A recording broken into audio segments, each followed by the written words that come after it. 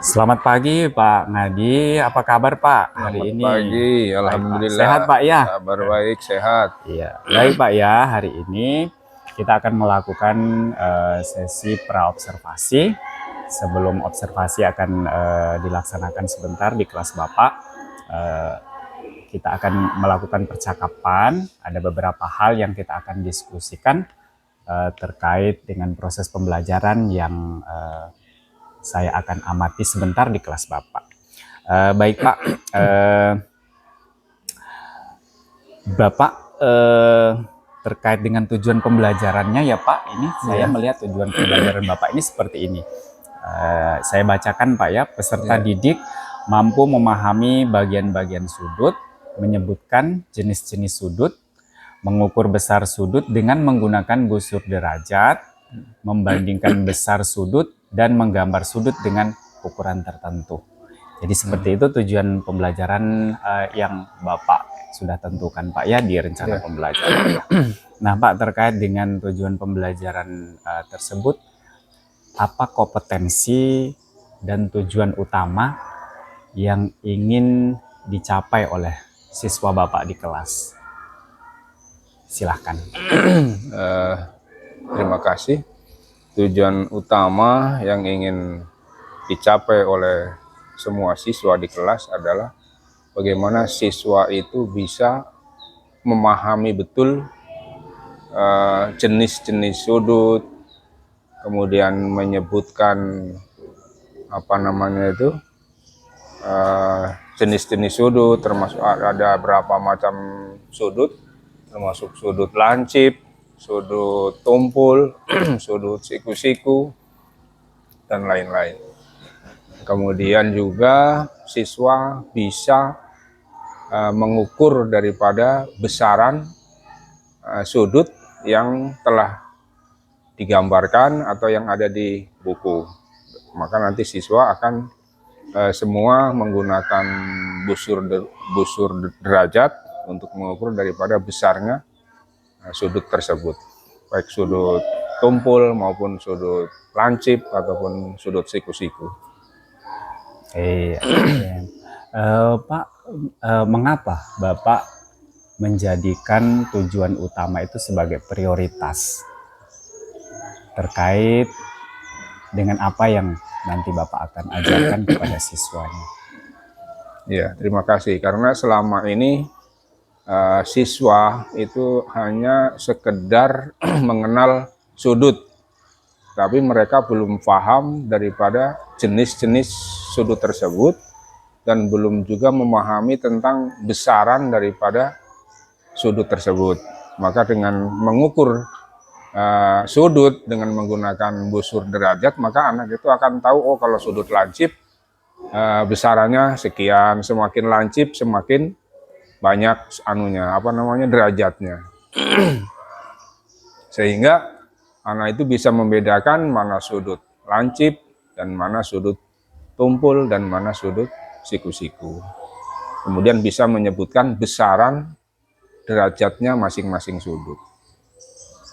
Iya, baik Pak. Jadi itu yang menjadi fokus Bapak ya terkait dengan tujuan pembelajaran. Intinya kalau saya mendengar dari apa yang Bapak sudah sampaikan tadi, harapannya ketika Bapak akan menyampaikan tujuan pembelajaran hari ini terkait dengan besar sudut, itu anak bisa mempraktekannya secara langsung, mungkin dengan nanti ketika Bapak akan menggunakan alat peraganya, seperti itu Pak. Baik Pak, terkait dengan tujuan pembelajaran, lalu kemudian kompetensi apa yang Bapak harapkan dicapai oleh murid pada sesi proses pembelajaran nanti, lalu Pak, apa langkah-langkah yang akan Bapak lakukan nanti ketika Bapak menyampaikan tujuan pembelajaran ini dalam proses pembelajaran?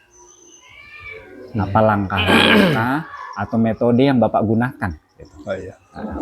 Jadi pertama kita mengenalkan kepada siswa daripada jenis-jenis bangun datar seperti persegi, persegi panjang, segitiga, belah ketupat dan lain-lain.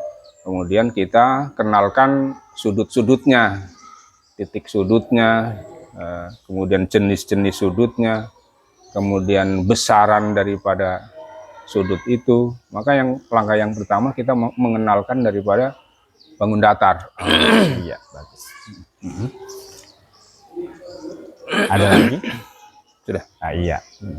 Jadi langkah yang Bapak mau gunakan itu pertama itu Bapak memperkenalkan bangunnya, Pak ya. Iya, bangunnya. Lalu kemudian tentunya Bapak akan menjelaskan sudut dari bangun tersebut. Iya, iya. Jadi langkah-langkah itu yang Bapak akan gunakan sebentar. Kemudian Pak, bagaimana Bapak bisa mengelola proses pembelajarannya sebentar itu dengan keberagaman murid Bapak? Misalkan gini, Bapak kan mengetahui murid Bapak dalam kelas itu ada yang kecepatan belajarnya itu berbeda. Iya. Lalu kemudian ada yang pemahaman konsepnya terkait dengan bangun datar, terkait dengan sudut, itu juga beragam.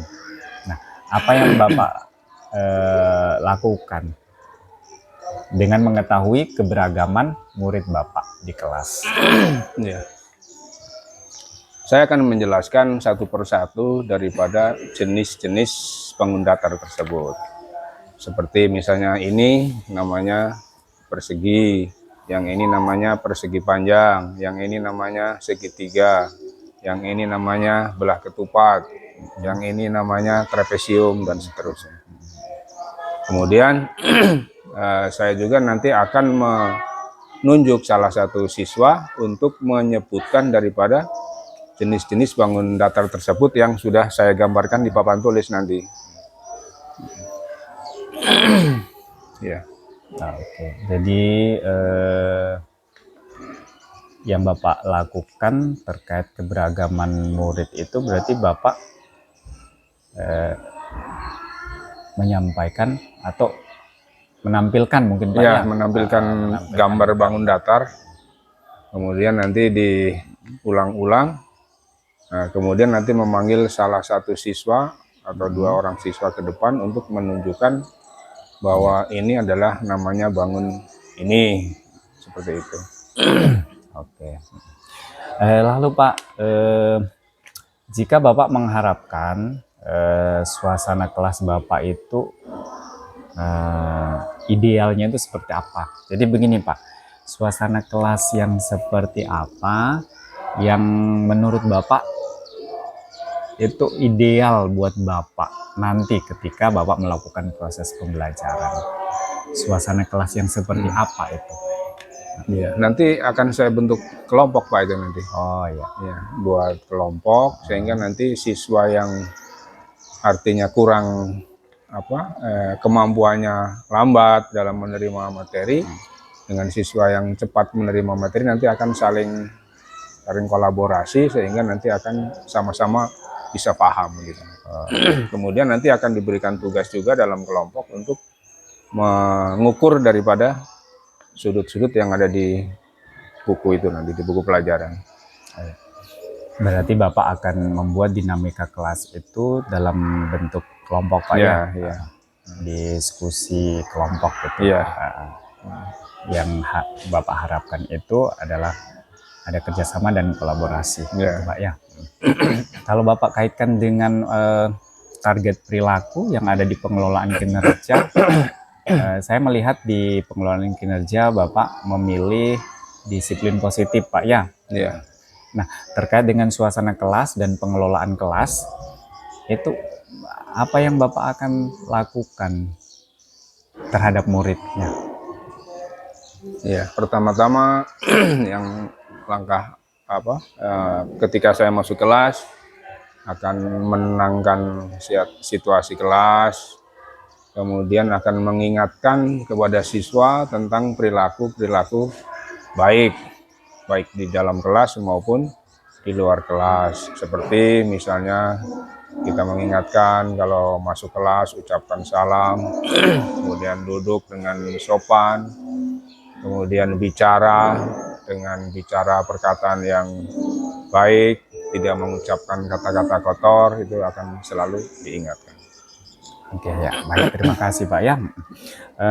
Pak Ngadi, terima kasih Bapak sudah banyak menceritakan terkait dengan observasi yang akan kita laksanakan sebentar, di mana saya akan mengamati proses pembelajarannya.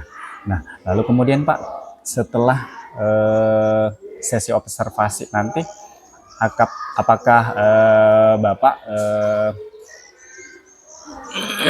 bisa kembali duduk bersama, nanti akan melakukan percakapan di pasca observasinya? Iya, bisa. Oh, iya.